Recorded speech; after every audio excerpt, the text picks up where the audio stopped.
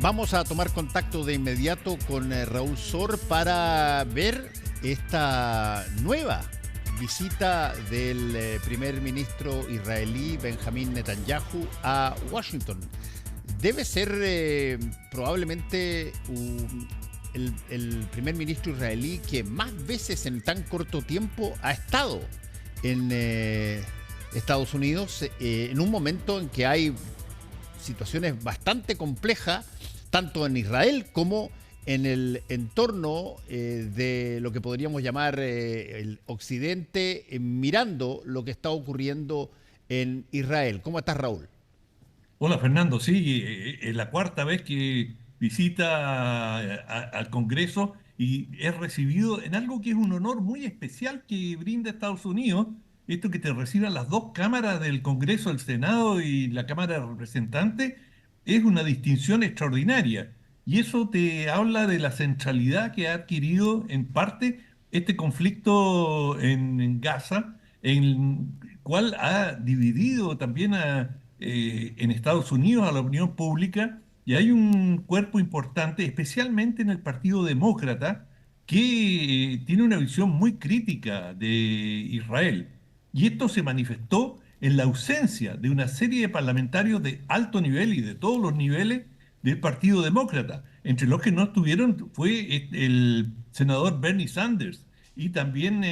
Nancy Pelosi, que es una de las figuras más importantes del Partido Demócrata y una serie de otros.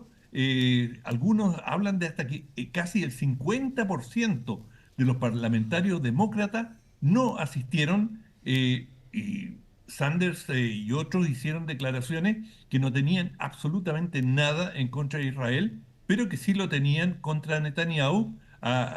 y su gobierno de extrema derecha y las sospechas que tienen muchos parlamentarios demócratas especialmente, que Netanyahu ha estado prolongando la guerra innecesariamente, que es algo que además en Israel la oposición plantea permanentemente, que en vez de haberse concentrado seriamente en lograr el retorno de los rehenes, digamos, que a estas alturas uno se pregunta cuántos de ellos estarán con vida y de los que estarán con vida, en qué condiciones están después de más de 9 meses secuestrados, que han sido tenidos bajo tierra. Y bueno, se sabe que muchos de ellos han muerto, pero y se sabe poco sobre los que sobreviven. De manera que esto ha causado bastante indignación también en Israel, donde los familiares de los rehenes han dicho, él debió haber resuelto esto antes de comenzar a viajar. Y este viaje lo hace simplemente para prolongar la situación de guerra que impide que haya nuevas elecciones en Israel, donde según las encuestas de opinión la popularidad de Netanyahu ha caído muy bajo. Si él fuera el candidato, de acuerdo a las encuestas, otra cosa es en las votaciones, perdería las elecciones. Y él está ahí en una situación totalmente, digamos, casi en un callejón sin salida, porque no tiene espacio de maniobra. Él en estos momentos depende mucho de la extrema derecha religiosa israelí, que es la que le da la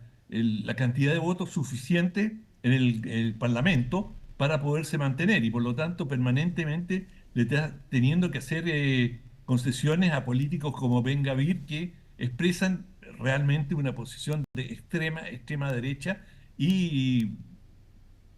que proponen, digamos, prácticamente la anulación de cualquier posibilidad de crear un Estado palestino. De manera que eh, Netanyahu va a Washington sin mucho que proponer. Y de hecho en su discurso dijo que sí, que una vez que concluya la guerra, y la guerra va a concluir cuando jamás deje de ser una amenaza, lo cual es algo bastante flexible, cuando consideras que es una amenaza y cuando no lo es, y que haya la capacidad de establecer un gobierno independiente palestino, pero lo que uno ve en las distintas iniciativas a nivel internacional, eso parece bastante remoto. Lo que sí se podría lograr es un cese al fuego y darle un respiro a la población. Pero Israel, digamos, el gobierno de Netanyahu ha dicho, no vamos a terminar la guerra, incluso si tenemos una tregua o un cese al fuego, vamos a... Eso no significa que renunciamos al uso de la fuerza en la Franja de Gaza. Oye, Raúl, no es ningún secreto para nada el que Israel es probablemente uno de los países más aliados, más entrelazados con la política estadounidense, independientemente si están gobernando los demócratas o están gobernando los republicanos. Desde ese punto de vista, ¿hay alguna posibilidad de que se remezca esa complicidad histórica que tiene, ese compinchismo histórico que tiene Estados Unidos con Israel? Bueno, se ve cambio y un cambio importante es que la- casi la mitad de los parlamentarios demócratas no asistieron al Congreso a escuchar a Netanyahu. Todos ellos dicen no tenemos nada contra Israel, estamos en contra de un gobierno que tiene una postura extrema. Ahora, hay otras corrientes que lo hemos mencionado alguna vez, por ejemplo, los cristianos sionistas, que son, digamos, cristianos que tienen la convicción de que religiosa de que el Mesías va a venir a Israel, que es la tierra prometida, y por lo tanto hay que proteger a Israel, y todo esto se mezcla de una manera bastante turbia, como suele ocurrir cuando hay, digamos, creencias religiosas, con la amenaza del Islam, y esto digamos, algunos sentimientos antiárabes que son fuertes en Estados Unidos. En fin, surgen una serie de fuerzas oscuras, por así llamarlas,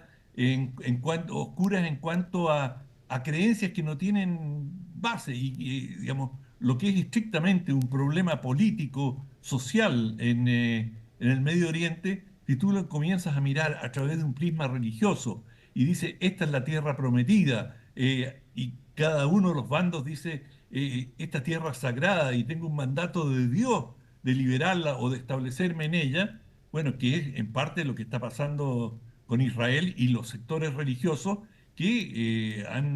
a lo largo de los años han generado un proceso expansionista y de ocupación de tierra palestina, los territorios ocupados como se les ha llamado normalmente, y que además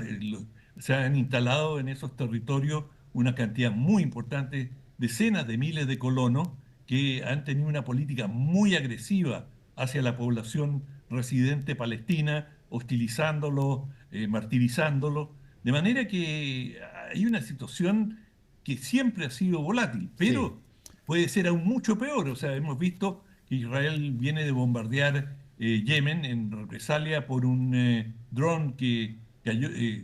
estalló en Tel Aviv,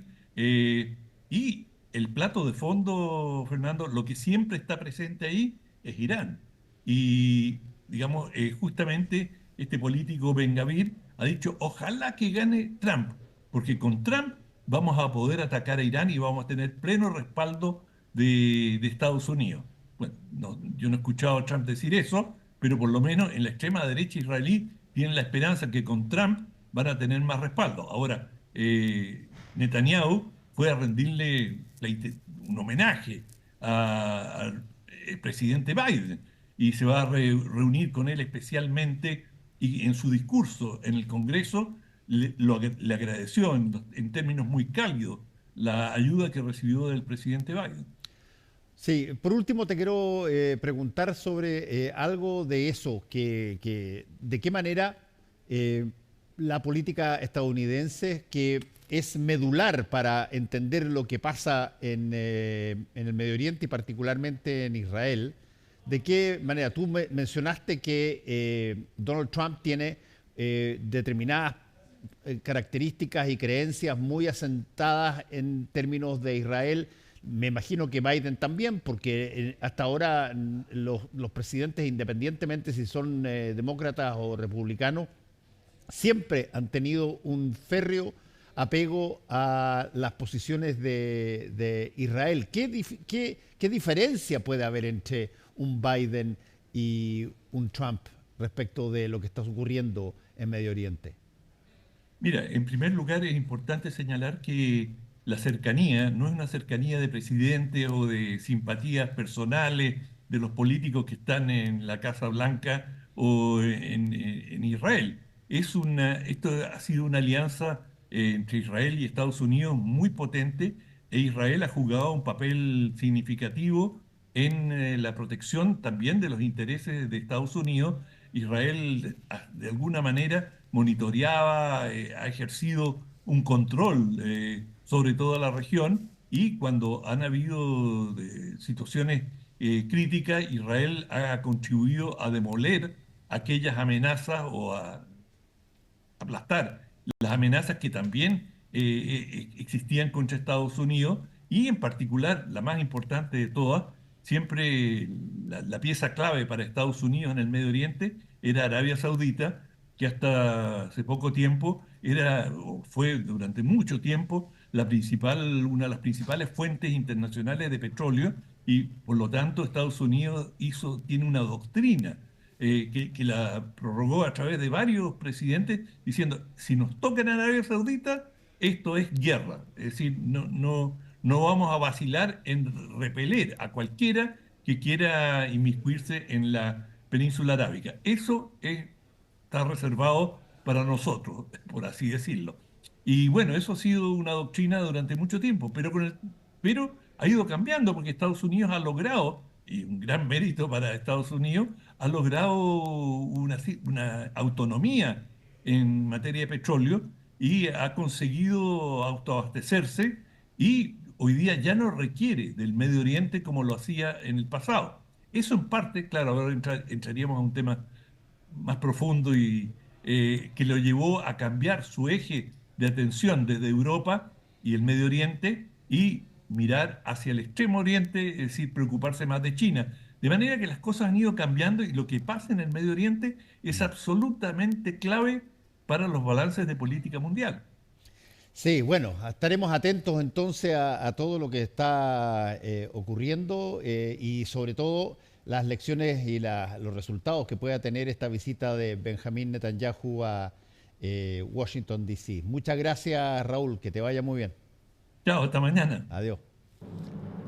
Hacemos una pequeña pausa y volvemos.